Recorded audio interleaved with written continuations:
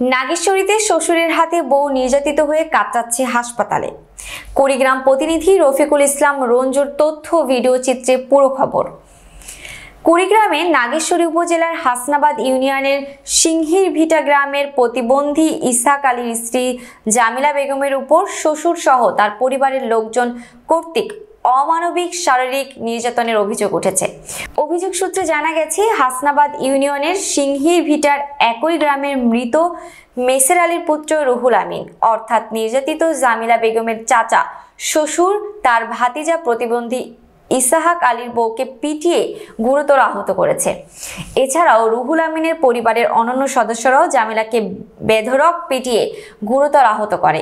স্থানীয় আব্দুল হামিদ ও তার স্ত্রী ইউনিয়ন পরিষদের সদস্য সকিনা খাতুন তাকে উদ্ধার করে নাগেশ্বরী হাসপাতালে ভর্তি করেন।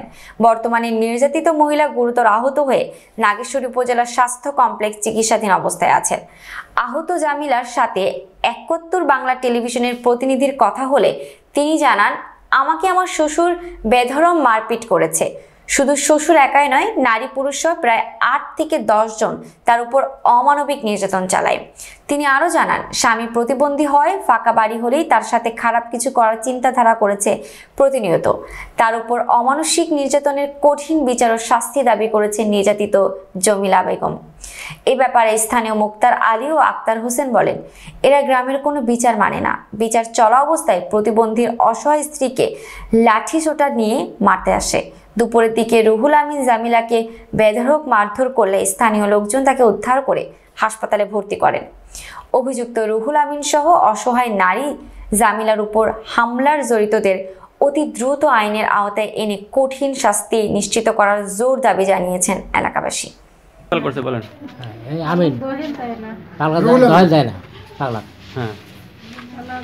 মোড়েও ধরা যায় না, খালি মারডাং করে পিটি নিয়ে বেড়ায়। মারছে কেন? মারছে আমিন, ওর বেড়া, ওর বউ।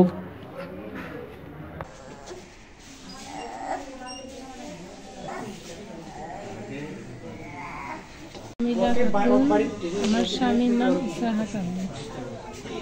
আমার স্বামী প্রতিবন্ধী, তার আগে 3টে বউ ছিল। ওরা চাচা ভাইয়েরা মারিয়ে বউ পাইছি। আমার যে স্বামীর কিছু শ্বশুর মারা যা কিছু অংশ পাইছি, ওই অংশটা ওরা চাচা ও কয়টা ভাই মিলিয়ে ওরা মনে করো আমাকে নামতে দেয় না, ওরা দহেলত খেলাইছে। এই জন্য ও মারডাং করতে এসে আমাকে মারডাং করতে এসে তখন আমি গ্রামের লোক ডাকিয়া, আমার বড় ভাসু আছে তাকে ডাকে, আমি একটা সালিশ বসা আছি। এখন ওই সালিশের মধ্যে ওরা বড় ভাইকে মান দেয় না, আবার 5 জনকার উপরে আমাকে মারডাং করার জন্য আসে। আর একদিন হঠাৎ করে ওনার বড় ছেলে আমার কাছে খুব একটু খারাপ ব্যবহার দেখাইছে। আমি সেদিন ফাঁকা বাড়ি ছিলাম। আগে তো হচ্ছে রুকিল আমিন আমার চাচা শ্বশুর লাঠি ধরি থাকিয়ে ওরা ছেলের ঘরে হুকুম দেওয়াইছে। তখন ওর ছেলেরা 3টে ছেলে, আমার দেবর 2টে ছিল, আবার ওর বউ 2টে ছিল। সবাই মিলে আমাকে রাস্তার মধ্যে আগে আমার স্বামীকে মারছে, মারি আমার গরু রাস্তা ছিল, ওরা গরুকে মারছে, মারি আমার কাশিয়ে সেইরকম রাস্তার চুল দড়ি ফেলে আমাকে সাপের মতন নির্যাতন করছে। করিম মারছে, আব্দুর রহিম, আব্দুর রহমান, উসমান, আজি রহমান, এরা মারছে। আর ওরা মহিলাদের মধ্যে বিলকিস আর একটা আছে, মেয়েটার নাম যে কি, আমার প্রতিবেশী সবাই লাঠি দেখিয়ে ভয়তে কেউ আগার মতন সাহস পায় নাই। আমাকে একটা চাকু দিয়ে একজনে মারতে ধরছে, আমি চাকুটা এইভাবে ধরছি, তারপর আমার এই জায়গায় গালার মধ্যে লাগছে। আর যে ওরা সবাই আমাকে বড় লাঠি দিয়ে মারছে, মনে করে এই সাইডে লাগছে। আবার আমার সিজি পেট এখানে আঘাত মারছে, জুতা দিয়ে ঘুড়ি দিচ্ছে। আবার এই রঙের মধ্যে সমানে আমাকে মারছে, আমার দেখার মতন কোনো অবস্থা হয়নি।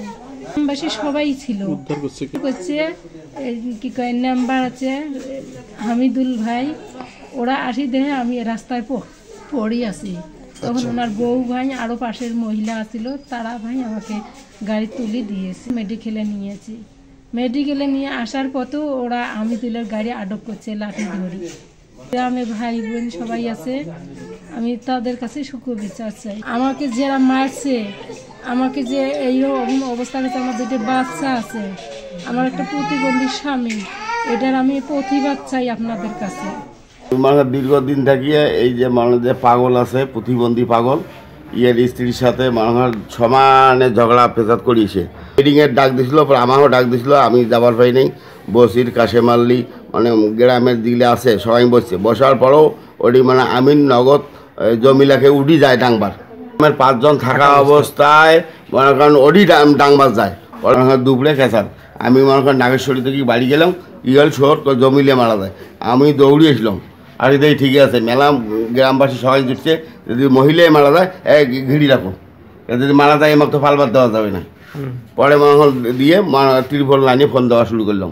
মকবুল এসআই আর কনস্টেবল এই 2 জনে যায়। যাওয়ার পরও মনে করেন বাড়ি ঢুকতে পারে নাই, মনে করেন 2 জনে কী করবে। পরে মনে করেন আমরা এই যে মহিলা বলে স্বামী বলে রিস্কে তুলি যা। আচ্ছা, এখন আপনি কি উদ্যোগ নিয়েছেন? এখন আমি উদ্যোগ নিয়েছি এই পাগলের মনে করেন সুবিচারের জন্যে, মানে যে জায়গা জমি যেগুলো আছে সব সমাধান না টানা পর্যন্ত আমি আসি।